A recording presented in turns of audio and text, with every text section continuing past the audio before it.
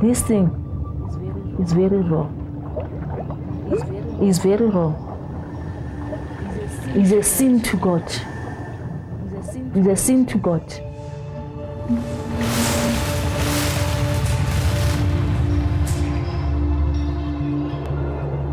This is a story of courage and hope, anger and triumph, and a fragile dream to be someone extraordinary, whatever the cost.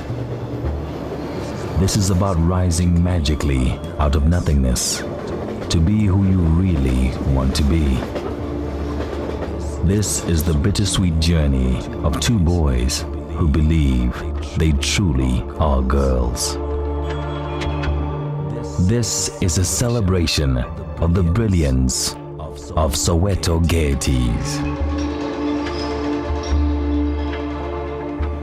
The Soweto dawn, time for the beautiful haunted girl to unmask and abandon the props and become an ordinary boy.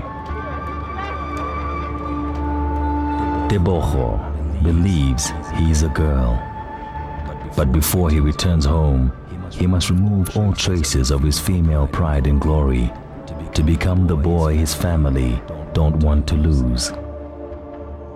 In a nearby dwelling, another boy who would be a girl awakens. Today, like every day, he will be whoever he wants to be in a world that celebrates his choice without judgment. Despite his biological maleness, a little preening gains him entry to the female world. But today is the beginning of a new journey. Tato has set his heart on winning a most coveted title, Miss Gay Soweto 2002, with all its promise of fame, fortune, and gay pride. By mid-morning, Tebogo is back home in Zone 1 with his grandmother. His days drift by in confusion and pain, for as much as the world prescribes that he must dress and act as a boy, beneath the surface, he knows he is a girl.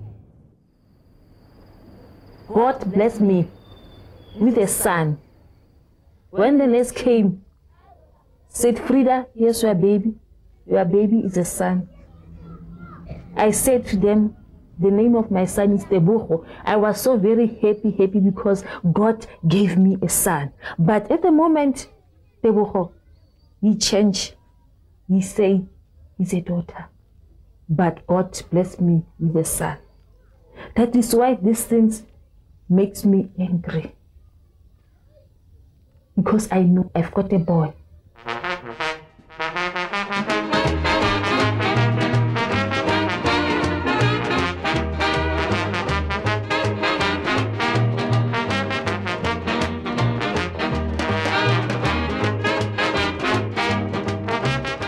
He was playing soccer, doing things of boys.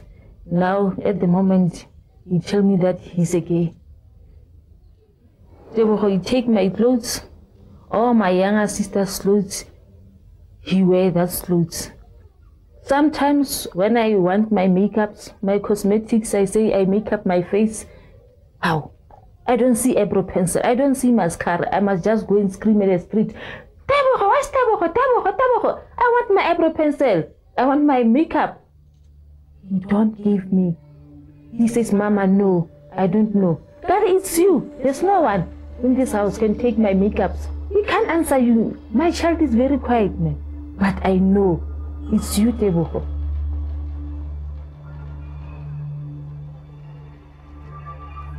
Tebogo's mother has ostracized her cross-dressing son. He has broken carnal laws and is not welcome in her house.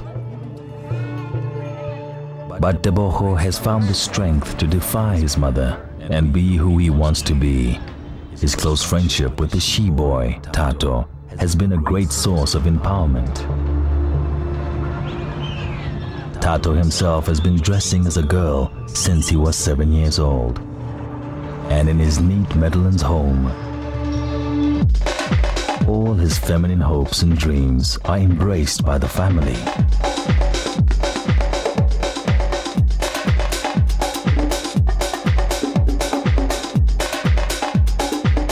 Tato's brothers and sisters, friends and neighbors all accept him as a cross-dresser.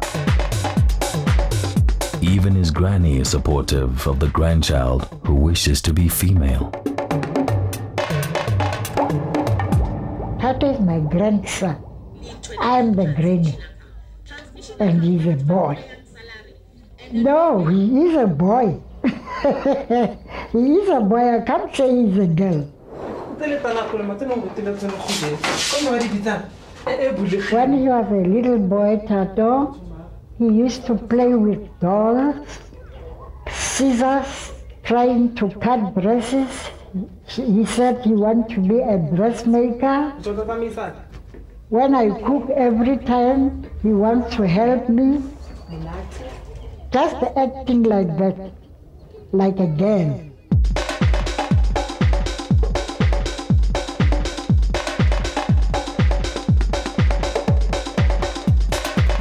I want him to marry. He must make me children. I want grandchildren from Tato. It's what I'm expecting from him.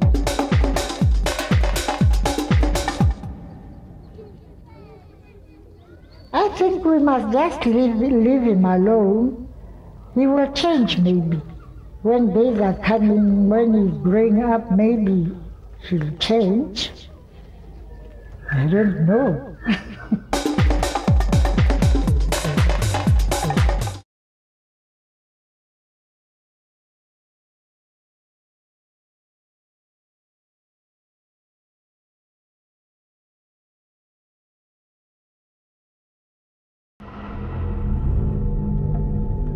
But beyond the dazzling gaiety and glitter of gay life, with all its democratic and constitutional veneer of acceptance, the savage veins of homophobia run deep, and the she-boys have unveiled a world of hate and violence.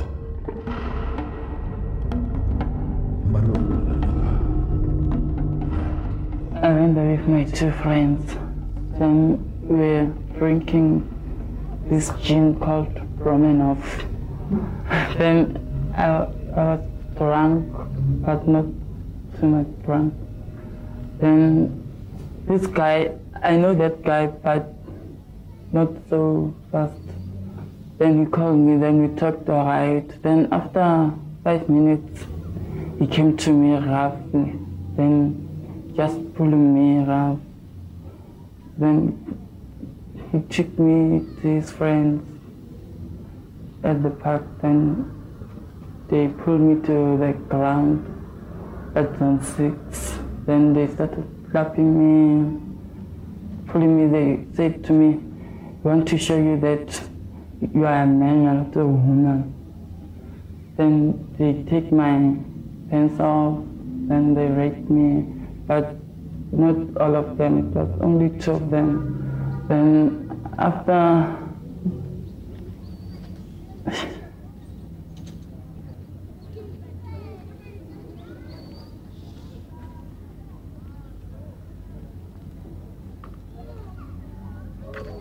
then they raped me, but it was hard. Because of after they did what they did to me, they just take some, I don't know, it was a broomstick or it was what, then they put it inside. But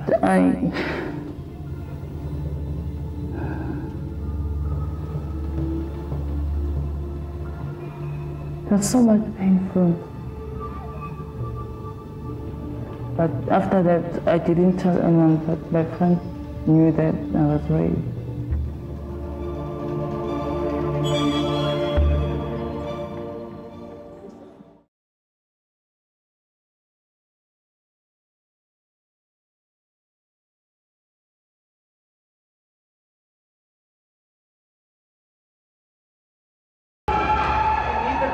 Whoever is ready of the girls, just line up.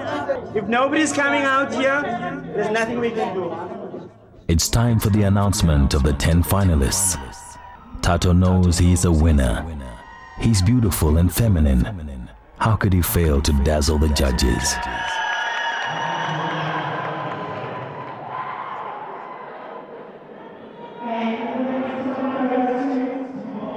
One by one, the finalists are called. But Tato does not hear his name. There must be a mistake.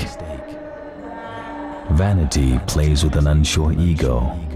He feels that sick feeling of disappointment and disbelief.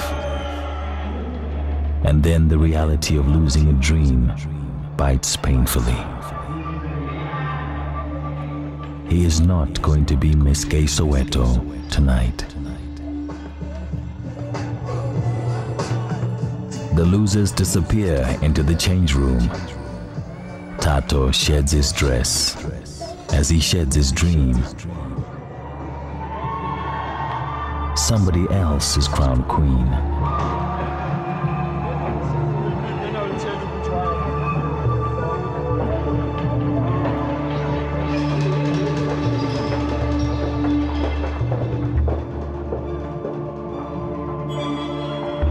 I don't want to talk.